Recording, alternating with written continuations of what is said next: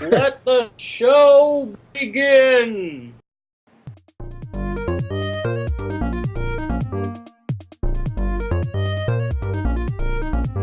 Welcome to issue number 8 of Under the Covers, where we read the crap so you don't have to. Welcome to the groundbreaking issue 10 of Under the Covers, the most quality comic book review podcast either side of the Mississippi. This issue is for the week of Wednesday, June 20th. I'm Brandon, your host this week, coming to you from Denver, Colorado. Just on the other side of the mighty river, we have Robbie. Hello. Chewy. Hello. And Jake. Hey. I messed up the Three Stooges intro. I even planned for that, then I forgot, then Chewy reminded me. It's clobbering time. A fucking podcast. Alright, shh. Hi there, listener. Thanks for spending this time with us. Why don't you cuddle up? Maybe even share an earbud as we open these books and go under the covers together. Jeez. Sorry. This book was dumb, dude. The only thing I got out of this book was a new phrase for erections, which is going to be full-on cyborg. I must have picked the worst Wonder Woman, even though I loved it. But Jake gave it a 1 or something bullshit. The thing at the end, you might be biased because you like that guy's column or whatever at IGN, but I thought it was a complete waste of my life. And I wish that it wasn't even in there, because when the comic left me on a good note, I liked the ending of the comic. Then I read that and I was like, don't feel like ever getting this book again. So they shouldn't have thrown that at the end. Yeah. Well, fuck you, Joey Esposito. I'm pretty sure Red Hulk gets teabagged by Bobby Drake's big frosty balls in one panel on it's like around page 11. So that got it at least half a pencil right there just for that panel. It looks like he's just giving the Red Hulk a big face sitting, just lick his taint. That's the deal, right? It's the greatest superhero book ever. This guy has you name it. Dimension swings, crazy abortion subplot. This guy has it all, and they do it well. This book was just not exciting to me. And I really did like the story of the robot and Monster Girl. I like that. That's a hard name to get around for us, apparently. She used to be a tiny little girl. Yeah, and now really she's funny. like this hot lady, and And like I like that a lot. I don't know. Not the hot lady. I like that story. I like that a lot. I liked. So that was funny, and he had a good quote. His henchman said, "Why do you insist on speaking to us with their words when you don't know their language well?" And he was like, "Practice!"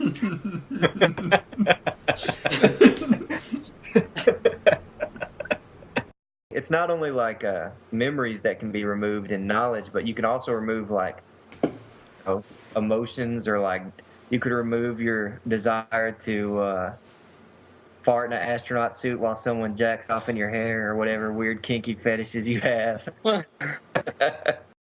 Holy cow. Oh yeah, I read 1 through 98 in like the last week, so I had to go back and look and see what it is. But holy shit does get real in this one. There's a fucking BAM! Oh man, could you believe It's like that? college all over again, you know it? We gotta edit that out for when my wife listens, by the way. Yeah, and I'm already cursing. I usually make it about halfway through the podcast without cursing. Who cares? The only thing I'm bleeping out is the exact moment of what you said that spoils it. Pow. That's not really a spoiler. It's a zombie comic. Somebody's gonna get bit somewhere. I'm sure lots of BAM been bitten in the apocalypse. That's not a spoiler at all. No. Well, Chewy? I gave it a 3.5. In my notes here, I have oceans with less smug Clooney eyebrow. Oh, come on. Oh man, that's garbage. I know. Not Wonder You're Woman. right. You were right. Your It's opinion. my turn to talk, bitch. Really, it just reminds me of Rick being willing to do anything to save Carl. And I think that Redmond's not bluffing. But I'm not confident. Wait, you're talking about The Walking Dead now. Rick and Carl from The Walking Dead for the uninitiated. Yeah. Yeah, sorry. But if you don't read Walking Dead, fuck you. You got to give Kirkman some credit because it's not easy to just. A major part of the stories. That's got to be Memphis. I'm hearing. That was never actually. I'm giving it 2.5 pencils. It's all blah blah blah blah blah blah blah. Plot development on last page. Blah blah blah blah blah blah blah. Plot development on last page. I give it But the Marvel Zombies spawned from a crossover between regular and Ultimate, didn't it? Oh, may the force be with you. Yeah, it did. As far as how they treat it, they gave it to Jeff Loeb for like 2 years, so not very well. It's the fucking Phoenix. It's just unbelievable to me. They come up with a robot that can split it into 5 pieces like the damn Mighty Morphin Power Rangers. Yeah, really. I will say no. If I wasn't as familiar, oh my God, there's a giant scorpion crawling across my floor. So 4 with a load of skepticism. Just be careful with it. Be careful. Be careful. I'm just afraid it's going to turn into like a big pile of crap. If I may, in my notes I have Born Identity Turd Sauce. I just I can't see him, but I feel Jake's hand hovering over the POW button any second now. Sometimes this might feel like an assignment. We got to sit down and read 8 comics, and you sure as hell aren't excited about 6 of them. But so this wasn't even the last one on my list, but man, this was not a good comic book to me. 2 pencils. I'm not gonna read it anymore, even if you guys pick it for a review. So. Damn. Oh. Oh, they had me laughing so hard I farted 3 times thinking about that video. Wow. On the computer. That's not something you put on the internet, man. Don't say. Well, I'm hoping that's not going to be on the internet. But I looked it up on Wikipedia and I almost passed out, man. Onomatopoeia. What is your favorite onomatopoeia? And what onomatopoeia would you like to just completely see go away forever? Snicked. Snicked? Snicked. That's not a complete answer. Which category does that fall into? Favorite. Favorite. Okay, sure. It's the most like right up there. Only rivaled, I think, by Spider-Man's whip in iconic coolness. I'm gonna go with right offhand. I think of Bamf. Oh man! Oh man! Bamf wins. Bamf wins. Bamf beats Snick. I would have thought of that. Nightcrawlers. If you don't know, that's how to make a Nightcrawler teleport. I just like Blam. I like that a lot. It's simple, but it works. I like the gun comics, so when I see Blam, Blam, Blam, Blam, Blam, I like that. I thought it was really cool. Work is being had there. I want to start with Catwoman 10 because it was the best. It's a steaming pile of puppy logs. Unless, if you don't pay a prostitute, is that considered rape? Or stealing. Stealing. Batman's fighting crazy major villains that took over the entire city like 100 years ago, and Catwoman can't even take out one dude with a gun. Like, it's pretty ridiculous. Why would I read this? I can't imagine any circumstance where I'm standing there and I say to myself, oh, we just bypassed, close to What are we approaching? I'm not even sure how many thousands of years of human history, and we've gone straight to where it rocks in a few weeks. How? Wind, water, earth, fire, heart. There's 5, okay? Heart is the dump we take in the morning after drinking all 4 of these. Heart! You gotta say that every time you squeeze a nugget out.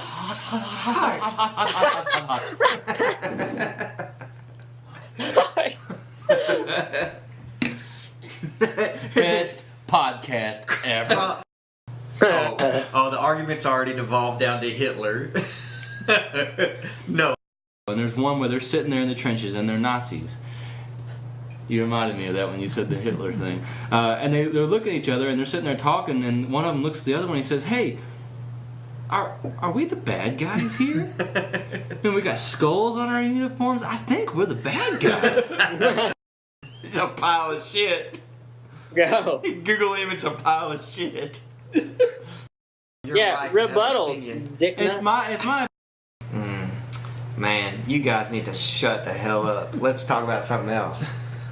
I'm talking to Chewy. He hates me right now. Well, this hate is going to last until the end of the podcast. These rivalries cannot be squashed mid-podcast. You know, I still sting over Jake's dismissal of Wonder Woman #9. Son of a bitch. Hey, if we couldn't argue about this podcast would be boring as shit. Right. I've got something to argue about in Saga. Flying lesbians, going down on each other, all sorts of other shit. You It just sold was like awesome. 8 copies in that one time. And that's like the most mild thing in it. No. One of the questions Brian K. Vaughan asked for people to write in a real letter was something like, "What's the worst, recreational drug?" or something like that. And this guy said some kind of mushrooms, and then it led into psychedelic diarrhea being like a horrible experience. And and then Brian K. Vaughan said, "If we don't have a name for the letters column, we do now." Welcome to Psychedelic Diarrhea. Issue. Peas and carrots, girl. This issue tore me up inside. Like, come on, I'm trying to make a point here. I'm serious. He started wearing skinny jeans and cutting himself when he read this issue. I read Walking Dead like religiously up until the 80s, and then not the years. Then I got on coke and Reagan, man. I got really into Miami Vice, and Walking Dead just wasn't relevant to me anymore. But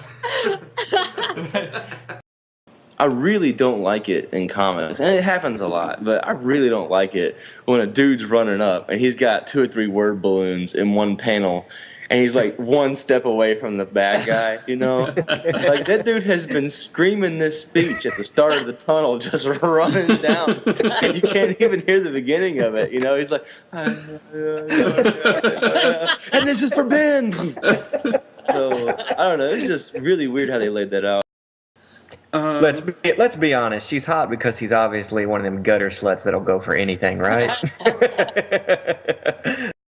You barely escaped a kapow right there. The only other issue I had with it that seemed frustrating to me was, again, with the spider senses. When Mysterio, in all of his awesome powers, and the only way he can take down Spider-Man is a rocket-propelled grenade from the ground. He doesn't even have jetpacks or anything. He's just like, "I'm going to get you with this bazooka I stole." And neither one of them, we got 2 spider dudes in this helicopter. Neither one of them think, are you tingling a little bit? Because I'm tingling. And they get blown the shit up, man.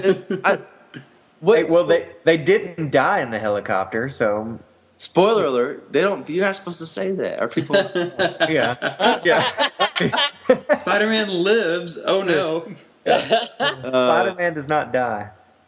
I grew up Marvel and X-Men, like just strictly. If it wasn't X-Men, I didn't care. It could be the best thing ever. I was like, it ain't got Gambit in it. Did you see Gambit's got a new run coming up? No. Get ready. I like how you asked if you could plug it, and then I had no time to respond as the host. So thank you. That's because I don't really care about your opinion. I want to see why you think you can take down the Justice League. The Flash can think faster than you, and before you even use your stupid ass energy drain power, Flash has already knocked your ass out because he's faster than the speed of fucking light. Come up with a better story. I mean, some of us might hate this book so much they just drop off the podcast right now. We did lose Robbie. So, we'll try to get him back maybe over the weekend. I'll try to get him and just throw him on at the end. So, I don't know. I guess he just hates us. It doesn't make sense releasing it in this order. Like, sometimes prequels feel good, but this one... I mean, okay. Didn't expect a laugh from that. I just had this dirty moment where she's like, "Oh, that feels so good," and you're like, "Baby, that's only the prequel."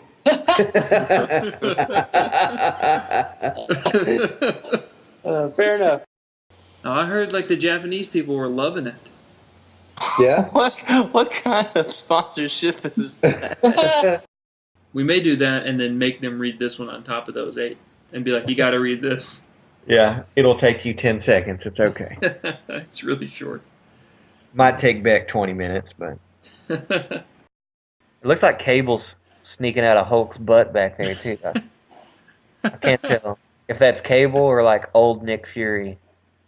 It looks like old Nick Fury because there's new Nick Fury up front. Yeah. His black son.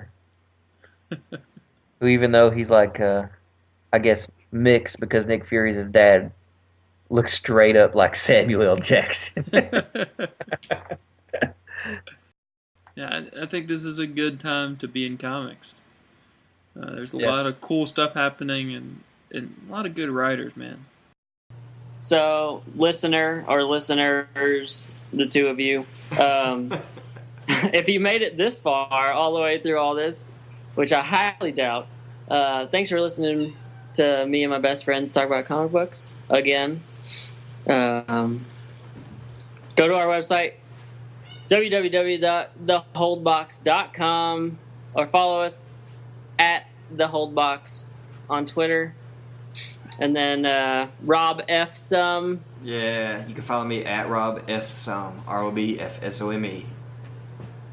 You can follow me at Jake W. Graves. You can follow me at Brad Chew, but I will not accept.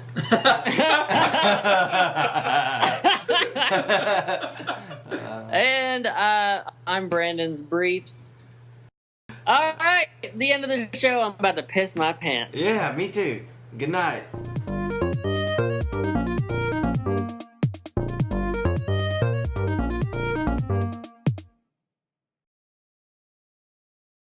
But on to the chocolatey goodness of Batman number 10. Chewie, what'd you think? Man, I got so much to say after listening to you guys. Oh, man. I had to do some soul searching for this one, guys. I went back and I reread the issues. And I had a little party here. I sat down. I had everything ready to go. And I just read everything through all of them in one sitting. I saved it for last because I was so excited. And, well, I had to give it a great big fat golden pencil. Nice. First for the show, Golden pen. I was absolutely vibrating. I was sitting here, man. My wife had just come home, and she comes in, and I got all the lights kind of low except for right here, and I'm sitting here just dancing in the chair reading this thing. Man, it was freaking good. You guys are insane. A few things I want to say. Man, I don't want to hear no trash about the little stories at the end. Those things are a gift after reading that. Man, he just rocked your world with this issue, and he's like, guess what? Here's a little more for you, a little tease. Man, it was so good. Hey, man. I said I didn't dock it at all. It's just a little slow. That's all I said. Man, I got no qualms giving this a solid 5, man. A solid 5. I think we need to raise the scale a little bit. This is like, oh man, this is like the reason that I want to read comics. You know, like you read this, and he's been building up. He's doing a really good job, just giving you just a little bit. I think we were talking about earlier about they got just this tiny little story, but they really drag it out. This is not the case here. Every single issue I've read so far has got solid content to me. This guy's got a story to tell. He's taking his time, but he's not being a cock tease about it. This is really good stuff. The next issue is going to be amazing. If we get a chance, I feel like one of us needs to pick that and review it, just so all of our eager listeners can hear our opinion on it, because I think we're going to have good things to say about it. But this was a great comic book. This is a reason to be reading comics, at least for me. 5 pencils, 5 gigantic golden pencils. That's one giant golden pen, but okay. Okay. Well, he wants to give it 5 golden pencils. It's the new rating. Man, Chewy asked me before the show.